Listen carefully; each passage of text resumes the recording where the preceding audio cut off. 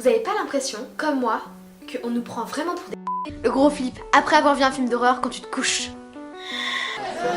Tout a commencé comme ça. Une ado face à une caméra qui faisait des blagues, qui parlait trop fort, qui riait toute seule dans sa chambre. Enlevez le sachet. Je ne savais pas encore pourquoi je filmais, je savais juste que ça me faisait du bien. Bon, c'est la fin. Bah, j'espère que ma première vidéo vous a plu. Bon, à de prochaines vidéos sur Lilou la relou. Et aujourd'hui, voilà, 2025.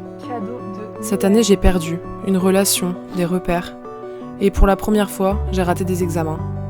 Mais cette année, j'ai aussi gagné du muscle, de la discipline, de la confiance. Un corps que je bâtis avec amour, un corps à qui je donne de la force.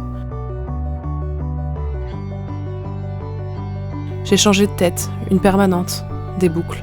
J'ai déménagé. J'ai appris à faire mes cartons, mais aussi à refaire ma place. J'ai découvert de nouveaux terrains de jeu, la grimpe, un nouveau job, assistante de recherche. Et surtout, de nouvelles personnes. Des collègues, des colocataires, des amis de colocataires, des rencontres inattendues, des gens qui arrivent sans prévenir et qui changent tout. J'ai voyagé 6 fois. 3 fois seule, 2 fois avec ma famille, un bivouac. J'ai appris à être ma propre compagnie. J'ai appris à regarder les paysages sans avoir besoin de les partager tout de suite. J'ai appris à dire au revoir. Et j'ai redécouvert la Belgique aussi, Bruges, Gand. Parfois on cherche loin ce qui est juste à côté. 2025, c'était une année de mouvement, à l'extérieur mais surtout à l'intérieur. J'ai appris, ou plutôt j'ai intégré, que reconnaître ma douleur, familiale, personnelle, professionnelle, c'est déjà une étape vers le changement. Que tout n'a pas besoin d'être compris, certaines choses n'ont pas d'explication. Que mon corps m'envoie des signaux quand mon esprit refuse de voir, et que l'instinct, ça s'écoute. Que parler en continu ne guérit pas forcément. Parfois le silence fait aussi son travail. Que j'ai le droit d'être en colère, d'avoir de la rancœur. C'est mon amour propre qui se protège. Ressentir la haine, ce n'est pas mal, ce qui compte, c'est ce que j'en fais.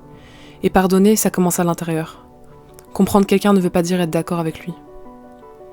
J'ai appris à arrêter d'attendre d'être choisie et à me choisir moi-même. Que mon énergie est précieuse et que je dois la protéger. Que aimer ne veut pas dire laisser quelqu'un dépasser mes limites. Que les personnes que je laisse entrer dans ma vie façonnent qui je deviens.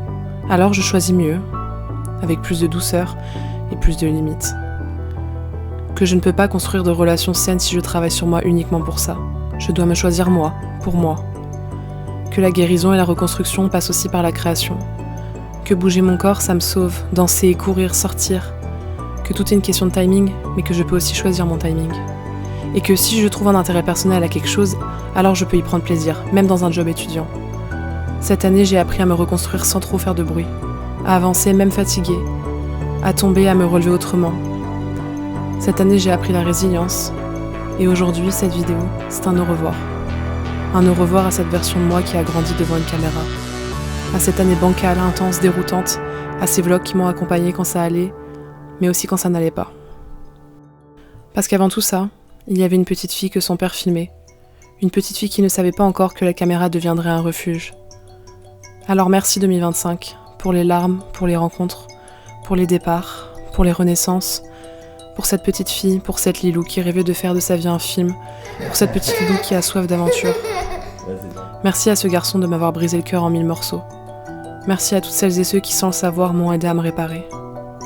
Je ferme ce chapitre avec le cœur plein et je pars écrire la suite. Merci.